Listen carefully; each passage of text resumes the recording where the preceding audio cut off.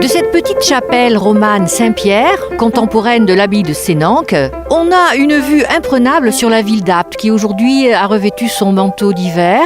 Cependant, on peut bien observer la concentration des maisons, des hôtels particuliers qui se sont serrés autour de la cathédrale Sainte-Anne. Un siècle avant Jésus-Christ, une véritable cité romaine florissante, appelée Apta Julia, se bâtit ici. Histoire ancienne et traces d'un passé beaucoup moins lointain, Apt la Secrète nous réserve de belles surprises.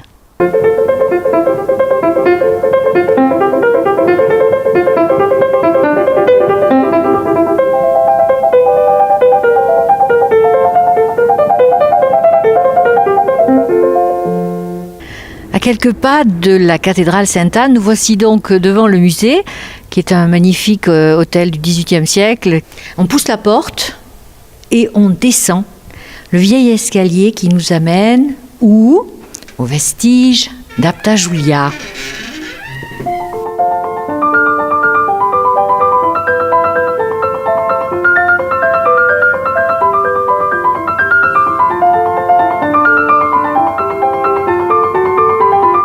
Lorsque la ville d'Apt a décidé d'installer le musée dans ce bâtiment, le conservateur de l'époque, André Dumoulin, et un archéologue, Guy Barriol, sont descendus dans les sous-sols où nous sommes actuellement. En ouvrant la porte d'un soupirail bien fermé, ils se sont trouvés en face des vestiges d'un bâtiment monumental qui était le théâtre. Ce sont les gradins inférieurs du théâtre, au pied desquels court un grand égout collecteur. Oui. On y trouve des céramiques, des monnaies, des restes de repas, etc. Ce massif de maçonnerie soutenait les gradins du théâtre.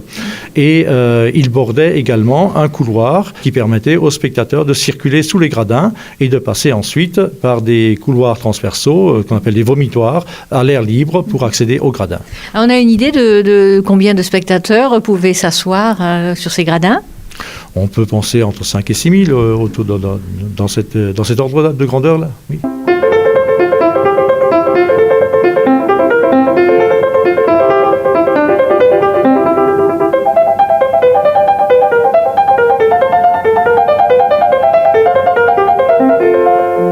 Nous remontons encore le temps puisque nous voici devant cette vitrine de la trace des Gaulois, qui était donc bien avant les Romains.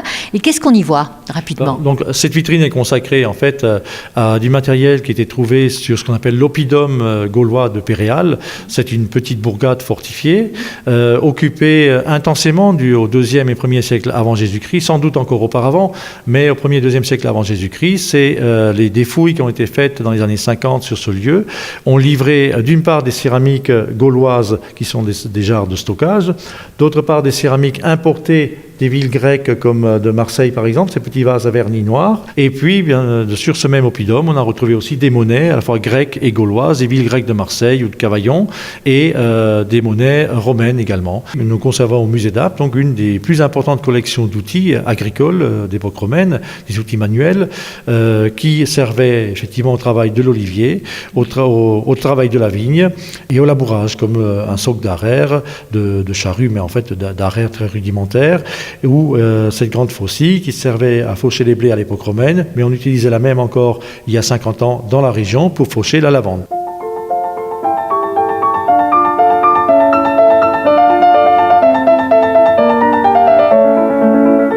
Nous voici donc sous la statue de Sainte-Anne, dont le bronze doré illumine par cette belle journée tout le cœur de la ville d'Apt.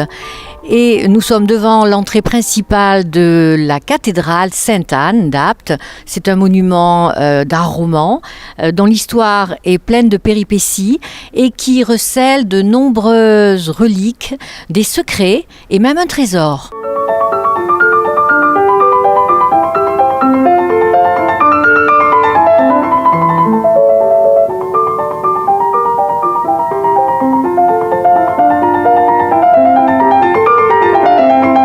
On est au XIe siècle quand on commence la construction de la cathédrale et nous nous trouvons dans la première partie cette crypte. Et alors, elle est toute en pierre sobre, alors que... Elle était peinte en rouge et il y a quelques traces, mais presque invisibles. Alors, que signifient ces coffres Alors, les petits sarcophages qu'on a dans les arceaux sont plus tardifs. Ils sont faits après qu'on ait fait la nef nord, qui a été faite au XIVe siècle. Alors, la nef nord a pris sur le cimetière et on a rassemblé les ossements forcément qui se trouvaient dans le cimetière et on les a mis dans ces petits sarcophages. Ils y sont encore? Ah oui, oui. En poussière, bien sûr, puisque c'est des morts qui ont presque 2000 ans, vous comprenez.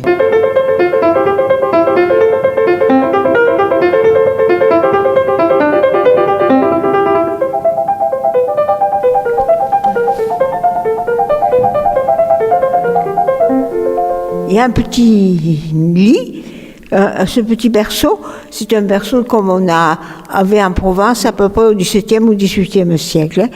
Et il y a un petit enfant Jésus, je vais vous le relever. Oh, mais vous pouvez le prendre? Oh, il est magnifique. Du XIVe siècle, lui. De la fin du XIVe. Il est superbe. Alors ça, c'est surtout qu'on berce ce berceau pour avoir des enfants. Alors ce tissu, il vient des croisades? Après la première croisade. C'est ça. Et c'est ce qu'on appelle... Le suaire de Sainte-Anne. Et pourquoi on l'a appelé le trésor? Parce que même au musée du tissu au Caire, en Égypte, ils ont des morceaux, des bandes comme ça, il y en a. Pas aussi grand. Mais ils n'ont pas un tissu tout grand comme ça. Il est d'une pièce. Et c'est du lin? Alors, la base, c'est du lin. D'accord. Et de la soie et de l'or.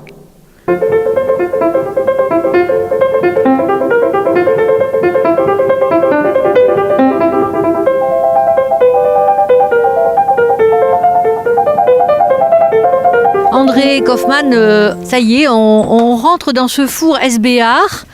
Donc ce four date du milieu du 19e siècle, entre 1850 et 1860.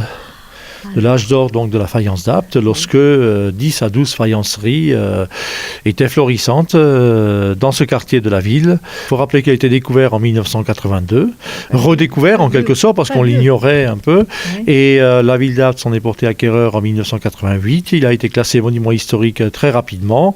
Alors allons voir un peu dans le détail. Qu'est-ce qu'on voit? Une espèce de tour, c'est énorme, et puis plusieurs points d'entrée du foyer. Alors, expliquez-nous un peu.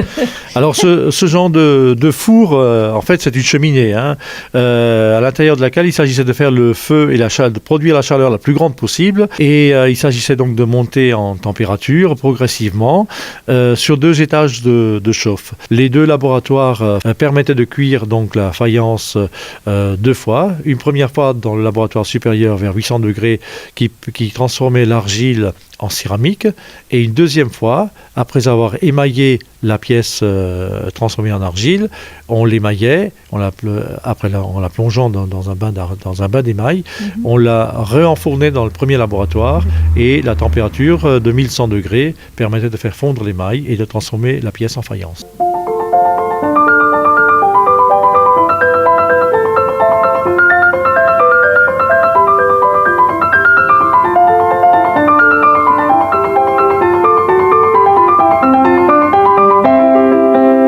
En février 2012, on n'a pas du tout oublié l'époque romaine, puisque voilà que André Kaufmann a le marteau à la main, ou posé derrière lui, puisqu'il prépare cette exposition du retour des mosaïques. Ce sont des mosaïques qui viennent effectivement pour certaines de la ville romaine d'Apt, pour l'une d'elles du centre-ville, pour d'autres des quartiers périphériques, et pour une troisième d'une villa romaine à Lacoste. Et donc elles datent toutes entre le milieu du 1er siècle de notre ère et la fin du 2e siècle. Il y a là 3 petits ensembles de mosaïques. Un que l'on pourrait appeler de la mosaïque classique avec un décor de panneaux, et puis un autre que l'on voit ici, donc ces alternances de petits carrés blanc, jaune, noir, jaune et blanc, rouge, incrustés de plaques de marbre, qui est un air tout à fait moderne et contemporain, presque de l'art abstrait. Et puis un autre donc décor de mosaïque avec un sol de béton incrusté de décors représentant des petits dauphins nageant dans une mer constellée d'étoiles.